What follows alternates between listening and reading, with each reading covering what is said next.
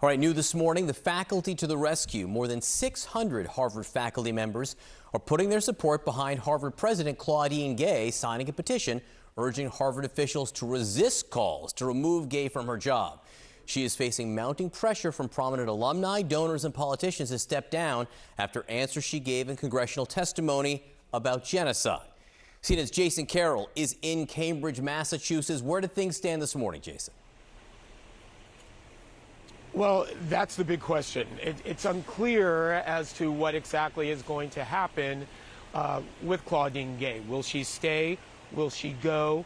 Harvard's Board of Governors, as you know, governing board, met yesterday, regularly scheduled meeting. They're meeting again today. And so the question will be, will they come out with some sort of statement for or otherwise? We're waiting to hear what will happen. As you mentioned, already seeing some support here on campus for Harvard's president. You talked about that petition that was signed by some 600 faculty members. Last night it was at 300. Today it's at 600.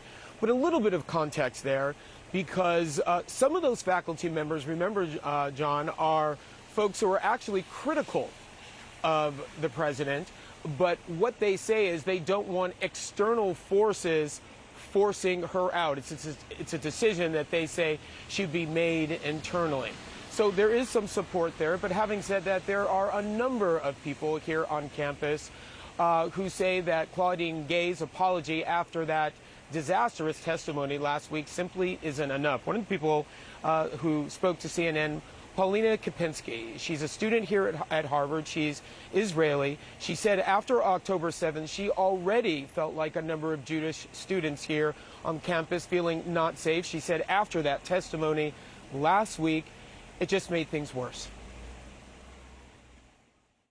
It felt like a failed leadership. I was really expecting a clear statement of we're against anti-Semitism and either here's our plan or we need your help implementing this and that. Instead of this, when hearing the lack of response, the attempt to evade, it just made us feel like we're alone in this. And I'm sure a lot of Muslim students have been feeling the same way.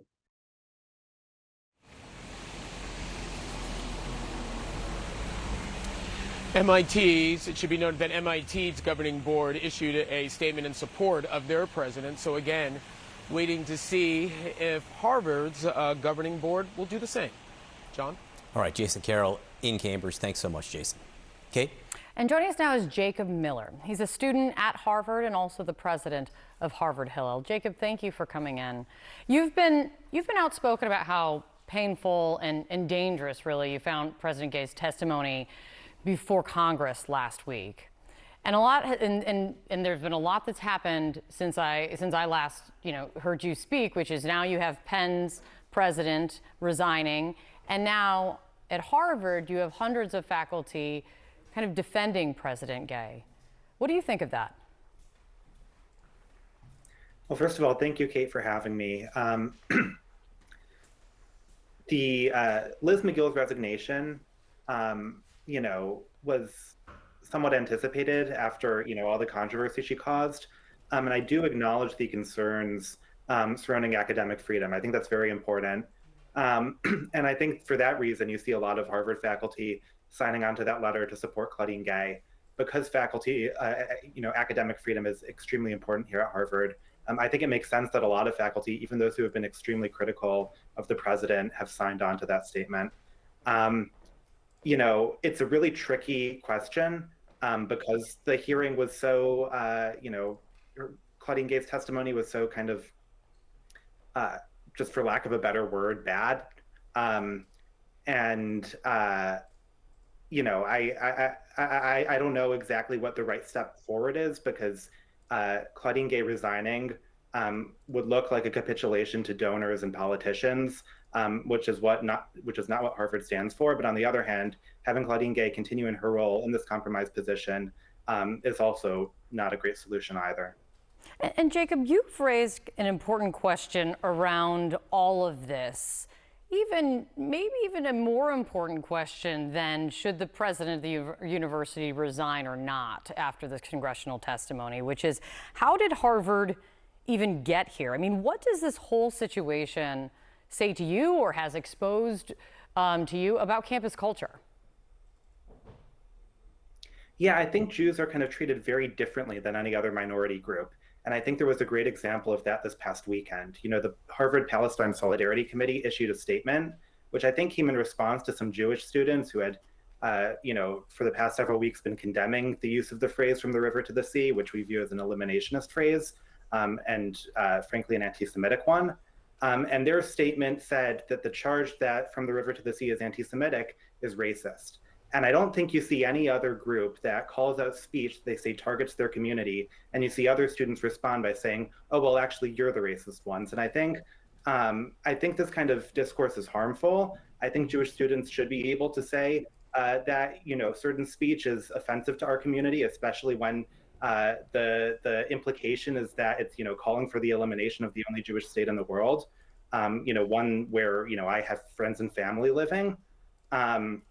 And so I think we've arrived at this kind of very dangerous state on campus where Jews are not viewed as any other minority. And I think part of that has to do with the fact that Jews have been traditionally successful, but at the same time, anti-Semitism is very real. And we've been seeing it on college campuses across the country. We see it in rising hate crime statistics, and we can't just dismiss it because Jews have historically been successful over the past several decades.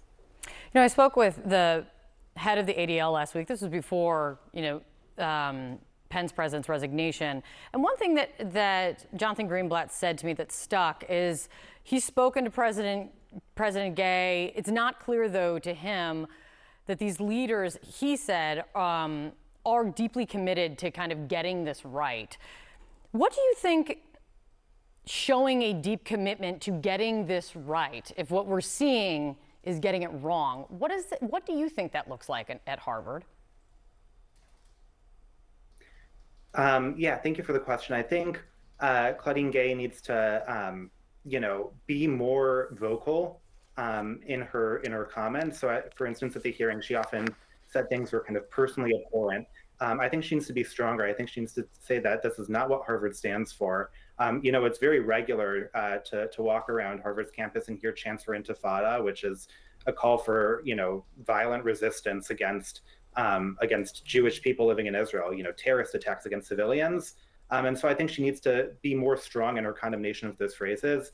And I think she needs to ensure that the enforcement of the code of conduct is even, and that people who are causing disruptive protests are punished according to the code of conduct.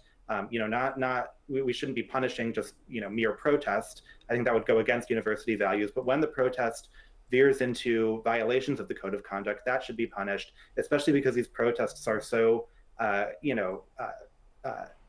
disconcerting to the Jewish community.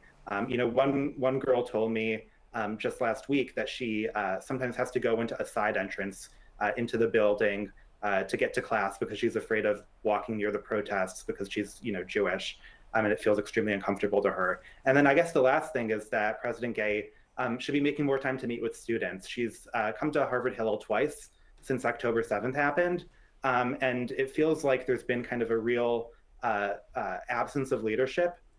We have had the dean of the college, Rakesh Khurana, come relatively frequently, and the provost, Alan Garber, has also come several times. He was at a Hanukkah candle lighting last night at Harvard Hillel. But President Gay has been more absent, and I understand her schedule is much more busy as university president. But in this kind of difficult time, her presence would mean a lot to the Jewish community. Yeah, it seems like right now this is top of mind for so many at Harvard, that this is such a priority and should be. Thank you, Jacob, for coming in.